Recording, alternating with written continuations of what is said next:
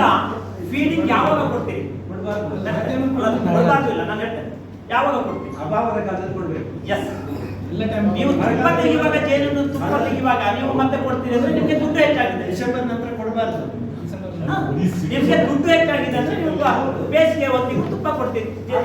ಅದು ಸಕ್ಕರೆ ಇದೆ, ಅದು ಭಿಕ್ಷೆ. ಅದು ಸರಿ ಇಲ್ಲ, ಅದು ಸರಿ ಇಲ್ಲ. ಅದು ಲ್ಯಾಬಲ್ಲಿ ಪಾಸ್ ಆಗೋದಿಲ್ಲ ನಿಮಗೆ ಆ ತರ ಮಾಡಿದ್ರೆ. ಗೊತ್ತಾಯ್ತಾ? ನಿಮ್ಗೆ ಏನ್ ಕೇಳಿದ್ರೆ ನೀವು ಅಭಾವ ಕಾಲದಲ್ಲಿ ಜೇನಿಗೆ ಆಹಾರ ಕೊಡಬೇಕು ವಿನಃ ಅದು ಬಟ್ಟೆ ಮರಳಿ ಸಿಕ್ಕುವಾಗ ಸೋಮಾರಿ ಮಾಡ್ದಂಗೆ ಅವನು ಅಭಿವೃದ್ಧಿಯ ಕಾಲದಲ್ಲಿ ಕೊಡೋದಲ್ಲ. ದುಡಿಯುವವನನ್ನು ಕೂಡ ಸೋಮಾರಿ ಮಾಡ್ದಂಗೆ. ಅಕ್ಕಿ ಕೊಟ್ಟಾಗೆ ಏನಿದ್ರು ನವೆಂಬರ್ ಎಂಡ್ ಡಿಸೆಂಬರ್ ಫಿನಿಶ್ ಆಗುತ್ತೆ. ಅದು ಏನು ಕೇಳಿದ್ರೆ ನಾನು ಹೇಳೋದೇನು ಕೇಳಿದ್ರೆ ದುಡಿಯುವ ಮನುಷ್ಯನಿಗೆ ಅವನಿಗೆ ಸೋಂಬೇರಿತನ ಕಲಿಸಿದಾಗೆ ನಾವು ಜೇನುಹುಳುಗಳಿಗೆ ಸೋಂಬೇರಿತನ ಕಲಿಸ್ತೇವೆ. ಇದೆಯಲ್ಲ ಆಹಾರ ಅಭಾವ ಆದಾಗ ಕೊಡಿದ್ದೀರಿ, ಏನು ತೊಂದರೆ ಇದಕ್ಕೆ. ಇನ್ನು ಜೇನಿಗೆ ಶತಾವರಿ ಗಡ್ಡೆ ಪೌಡರ್ ಬರ್ತದಲ್ಲ ಅದನ್ನು ಮಿಕ್ಸ್ ಮಾಡಿ ಕುಡಿ, ಸ್ವಲ್ಪ ಕುಡಿ, ಜಾಸ್ತಿ ಕಹಿ ಆಗ್ತದೆ, ಅದು ತಿನ್ನೋದಿಲ್ಲ. ಸ್ವಲ್ಪ ಮಟ್ಟಿಗೆ ಜೇನಿಗೆ ಶತಾವರಿ ಪೌಡರ್ ಅನ್ನ ಮಿಕ್ಸ್ ಮಾಡಿ ಕೊಟ್ರೆ ಜೇನು ಬೆಟ್ ಆಗ್ತದೆ, ಬಹಳ ಒಳ್ಳೆ ಆಗ್ತದೆ. ಇನ್ನೊಂದು ವಿಚಾರ ಅಂತಂದ್ರೆ ಜೇನು ಹುಳುಗಳಿಗೆ ನಿಮ್ಗೆ ರೋಗ ಬರ್ದನೆ ಅವು ಒಳ್ಳೆ ಸ್ಟ್ರೆಂತ್ ಆಗಿರ್ಬೇಕು, ಕೊನೆ ಟೈಫಾಯ್ಡ್ ರೋಗ ಬರಬಾರ್ದು, ಈ ತರ ಆಲೋಚನೆಗಳಿದ್ರೆ ಈಗ ನೋಡಿ, ಒಂದನೇದಾಗಿ ಟೈಫಾಯ್ಡ್ ರೋಗ ಬಂದ ತಕ್ಷಣ ಏನ್ ಮಾಡ್ತಾರೆ ಕೇಳಿದ್ರೆ ಬಹುತೇಕಾಗಿ ಜವರೆಕ್ಸ್ ಅದು ಇದು ಮಾತ್ರೆಗಳನ್ನೆಲ್ಲ ಹಾಕ್ಲಿಕ್ಕೆ ಸಜೆಸ್ಟ್ ಮಾಡ್ತಾರೆ, ಹಾಕ್ತಾರೆ. ಅದನ್ನ ಹಾಕಿದ್ರೆ ಅದು ಆಂಟಿಬಯೋಟಿಕ್. ಆ ತುಪ್ಪ ಕೂಡ ಆಂಟಿಬಯೋಟಿಕ್ ಆಗಿ ಆ ತುಪ್ಪದಲ್ಲಿ ಆಂಟಿಬಯೋಟಿಕ್ ಸೇರ್ಕೊಳ್ತದೆ. ಇದರಿಂದ ದೊಡ್ಡ ಆಘಾತ. ಅದರ ಬದಲಿ ನೀವು ತುಳಸಿ, ಅರಿಶಿನ, ಎಳನೀರು, ತುಳಸಿ, ಅರಿಶಿನ, ಎಳನೀರು ಮೊಂಡ ಹಾಕ್ತೀರಲ್ಲ, ಮೊಂಡ ನಿಮ್ಮಲ್ಲಿ ಮೊಂಡ ಹಾಕ್ತೀರಿ, ನಾವು ಎಳನೀರು ಪಕ್ಕ ಗೊತ್ತಾಗಿದೆ. ಎಳನೀರು ಸ್ವಲ್ಪ ನೋಡಿ, ಒಂದು ಬಾಕ್ಸ್ಗೆ ಒಂದು 5 ಗ್ರಾಮ್ ಹುಡುಗಿ ಹಾಕ್ಬೋದು. 5 ಗ್ರಾಮ್ ಸಾಕು, ಜಾಸ್ತಿ ಬೇಡ, 5 ಗ್ರಾಮ್ ಕೂಡ ಸಾಕು. ಮತ್ತು 1/4 ಚಮಚೆ ಸಾಕು. ಸಕ್ಕರೆ ಪಾಕದಲ್ಲಿ ಹಾಕಿ ಸ್ವಲ್ಪ ಜೇನುತುಪ್ಪ ಹಾಕಲಿಕ್ಕೆ ಒಂದು 4 ಚಮಚ ಜೇನುತುಪ್ಪನೂ ಹಾಕಿರ್ತೀವಿ, ಇರಿ ಅದಕ್ಕೆ ಸ್ಮೆಲ್ ಬರಲಿ ಅಂತ ಒಳ್ಳೆ. ಆನಂತರ ನೀವು ನೋಡಿ ಇದು ಹೇಗಿದೆ ಕೇಳಿದ್ರೆ ಈ ಕಾಂಬಿನೇಷನ್ ಹೇಗಿದೆ, ಎಳನೀರು, ತುಳಸಿ ಮತ್ತು ಅರಿಶಿಣ. ಗೊತ್ತಾಯ್ತಲ್ಲ, ಎಳನೀರು, ತುಳಸಿ, ಅರಿಶಿಣ. ಇದರಲ್ಲಿ ಏನಿದೆ ವಿಶೇಷ?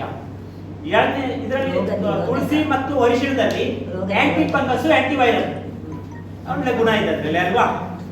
ಎಳನೀರಲ್ಲಿ ಎಂತ ಇದೆ? ಆಂಟಿಜನ್ ಇದೆ. ಆಂಟಿಜನ್ ಏನಾಗ್ತದೆ? ಆಂಟಿಬಯೋಟಿಕ್ ಆಗಿ ಪರಿವರ್ತನೆ ಆಗ್ತದೆ. ತುಳಸಿ ಮತ್ತು ಅರಿಶಿಣ ಆಂಟಿವೈರಲ್, ಆಂಟಿ ಫಂಗಸ್ ಇರ್ತದೆ. ಇದನ್ನ ನೀವು ಮೂರನ್ನು ಮಿಕ್ಸ್ ಮಾಡಿದಾಗ, ಮಿಕ್ಸ್ ಮಾಡಿ ಅದನ್ನ ಹೇಗೆ ಮಾಡ್ಬೇಕು ಕೇಳಿದ್ರೆ ಫಸ್ಟಿಗೆ ಅರಿಶಿಣವನ್ನ, ಹಸಿ ಅರಿಶಿಣ ಇರಬೇಕು. ಅಂಗಡಿಯಲ್ಲಿ ಸಿಗೋ ಪೌಡರ್ ತಂದ್ರೆ ನಿಮಗೆ ಪ್ರಯೋಜನ ಆಗೋದಿಲ್ಲ. ಅರಿಶಿಣ ತಗೊಂಡು ಬನ್ನಿ, ಅರಿಶಿಣ ಕೊಂಬು, ಹಸಿ ಅರಿಶಿಣ ಅದನ್ನ ತಗೊಂಡು ಬನ್ನಿ. ಒಂದಿಷ್ಟು 2 ಒಂದು ಒಳಮುಷ್ಟಿಯಷ್ಟು ತುಳಸಿ ತಗೊಳ್ಳಿ. ಆನಂತರ ಅದಕ್ಕೆ ಒಂದು ಎಳನೀರು, ಸಾಧಾರಣ ಸಣ್ಣ ಇದ್ರೆ ಸ್ವಲ್ಪ 2 ಎಳನೀರು, ಇಲ್ಲಿ ಹೋದ್ರೆ 1 ಎಳನೀರು. ಈಗ ಕೆಲವು ಸಣ್ಣ ಇರ್ತದೆ, ಇಷ್ಟು ಸ್ವಲ್ಪ ದೊಡ್ಡ ಇರ್ತದೆ. ಅದನ್ನ ಆ ಎಳನೀರನ್ನ ಇಟ್ಕೊಳ್ಳಿ ಒಂದು ಪಾತ್ರೆ ಒಳಗೆ. ಆನಂತರ ತುಳಸಿ ಮತ್ತು ಅರಿಶಿಣವನ್ನ ಪೇಸ್ಟ್ ಮಾಡಿಬಿಟ್ಟು ಆ ಎಳನೀರೊಳಗೆ ಹಾಕಿ ಸ್ವಲ್ಪ ಕದಡಿ. ಆನಂತರ ಅದನ್ನ ಶೋಧಿಸಿ, ಅದ್ರ ಜೊತೆ ಈಕ್ವಲ್ ಜೇನುತುಪ್ಪ ಅಥವಾ ಸಕ್ಕರೆ ಪಾಕ ಸ್ವಲ್ಪ, ಜೇನುತುಪ್ಪ ಸ್ವಲ್ಪ ಮಿಕ್ಸ್ ಮಾಡಿ ಪ್ರತಿ 2 ತಿಂಗಳಿಗೊಮ್ಮೆ ಜೇನಿಗೆ ಆಹಾರವಾಗಿ ಕೊಡಿ. 2 ತಿಂಗಳಿಗೊಮ್ಮೆ ಸ್ವಲ್ಪ ಸ್ವಲ್ಪ ಕೊಡ್ತಾ ಹೋಗಿ. ಜೇನುಹುಳುಗಳು ಎಳೆ ಮರಿಗಳನ್ನು ಬದುಕತಕ್ಕಂಥ, ಈ ಕೆಲಸಗಾರ ನೊಣಗಳು ಬದುಕತಕ್ಕಂಥದ್ದು 3 ತಿಂಗಳು, 3 ರಿಂದ 4 ತಿಂಗಳು.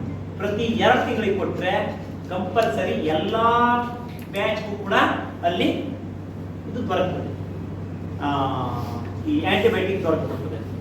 ಆವಾಗ ಅಲ್ಲಿ ಏನಾಗ್ತದೆ ಕೇಳಿದ್ರೆ ಇನ್ಸೈಡ್ಸ್ ಆಗಿ ರೋಗ ಬರೋದು ಬಹಳ ಸಾಧ್ಯತೆ ಕಡಿಮೆ. ನನ್ನ ಹತ್ರ 1,500 ಜೇನು ಕುಟುಂಬಗಳಿದ್ದಾವೆ.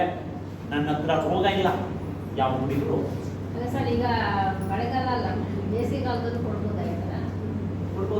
ತುಪ್ಪ ಬರುವಾಗ ಕೊಡಬೇಡಿ. ತುಪ್ಪ ಬರುವಾಗ ನಿಮಗೆ ರೋಗ ಬರೋ ಸಾಧ್ಯತೆ ಬಹಳ ಕಡಿಮೆ. ಫಲನಿ ಯಾವಾಗ ಡೆವಲಪ್ ಆಗಿ ಚೆನ್ನಾಗಿದ್ದಾವೆ, ರೋಗ ಸಾಧ್ಯತೆ ಕಡಿಮೆ.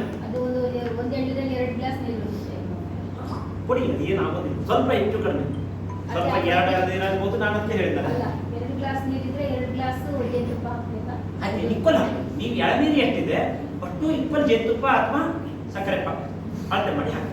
ಯಾಕೆಂದ್ರೆ ಅದು ಭಾಳ ಒಂದು ಚೆನ್ನಾಗಿ ಗ್ಲಾಸ್ ಜೇನುತುಪ್ಪ 1 ಗ್ಲಾಸ್ ಸಕ್ಕರೆ ಪಾಕ ಹೀಗೆ ಕೊಡ್ಬೋದು. ಕೊಡ್ಬೋದು. ಹಂಗೆ ಮಾಡಿ ಹಾಗೆ ಸ್ವಲ್ಪ ಒಟ್ಟು ಒಂದೊಂದು 300 ml ಒಂದೊಂದು ಸತಿ ಕೊಡ್ತಾ ಹೋಗಿ 200 300 ml ಅನ್ನು ಒಂದು ಸತಿ ಫೀಡಿಂಗ್ ಮಾಡಿ ರಾತ್ರಿ ಹೊತ್ತು ಕೊಡಿ. ಸಾಯಂಕಾಲ ಹೊತ್ತಿಗೆ ಕೊಡಬೇಕು. ಹಾಗೆ ಕೊಟ್ಟರೆ ಬೇರೆ ಕುಡಿದು ಬಂದು ಕುಡಿಬೋದು.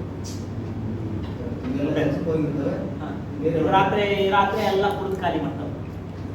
ರಾತ್ರಿ ಹೊತ್ತು ಕೊಟ್ಬಿಟ್ರೆ ಆಯ್ತು. ಆಹಾರ ಕೊಡುವಾಗ ಸಾಯಂಕಾಲ ಒಂದು 6-7 ಗಂಟೆ ಮೇಲೆ ಬ್ಯಾಟ್ರಿ ಬಿಡೋದು ಕೊಡೋದು. ಆವಾಗ ನಮ್ಗೆ ಸ್ವಲ್ಪ ಬಿಡುವು ಇರ್ತದೆ ನಮ್ಮ ಕೃಷಿಕರಿಗೆ. ಒಂದು ತಲೆ ಬ್ಯಾಟ್ರಿ ಮಾಡ್ಕೊಳ್ಬೇಕು. ಮೆಟ್ಲೆಟ್. ಹಾಂ, ಮಾಡ್ಕೊಳ್ಳೋದು, ಮುಚ್ಚಲ ಎತ್ತೋದು, ಆಹಾರ ಬಿಡೋದು. ಗೊತ್ತಾಯ್ತು? ಹೆಡ್ಲೈಟ್ ಮಾಡ್ಕೊಂಡ್ಬಿಟ್ಟು ಭಾಳ ಈಸಿ ಅದು. ಒಂದು ಕ್ಯಾನ್ ಕಟ್ಕೊಂಡ ಸ್ವಲ್ಪ ಏರಿಸಿದ ಹಾಕಿದ ಜಗ್ಗಲ್ಲಿ ಭಾಳ ಆರಾಮಾಗಿ ನೀವು ಇದು ಮಾಡ್ಬೋದು. ಆ ಥರ ಮಾಡಿದರೆ ಭಾಳ ಜೇನನ್ನು ಹೆಚ್ಚಿಗೆ ಉತ್ಪಾದನೆ ಮಾಡ್ಬೋದು. ಮರಿ ಕಾಲನಿಗಳು ಆದಷ್ಟು ಸದೃಢ ಇದ್ದಷ್ಟು ನಿಮಗೆ ಓಕೆ ಮುಂದಿನ ಒಂದು ಬೆಳವಣಿಗೆ ಆ ತುಪ್ಪದ ಆದಾಯವನ್ನು ನಿರೀಕ್ಷೆಯನ್ನು ನಾವು ಮಾಡ್ತೀವಿ.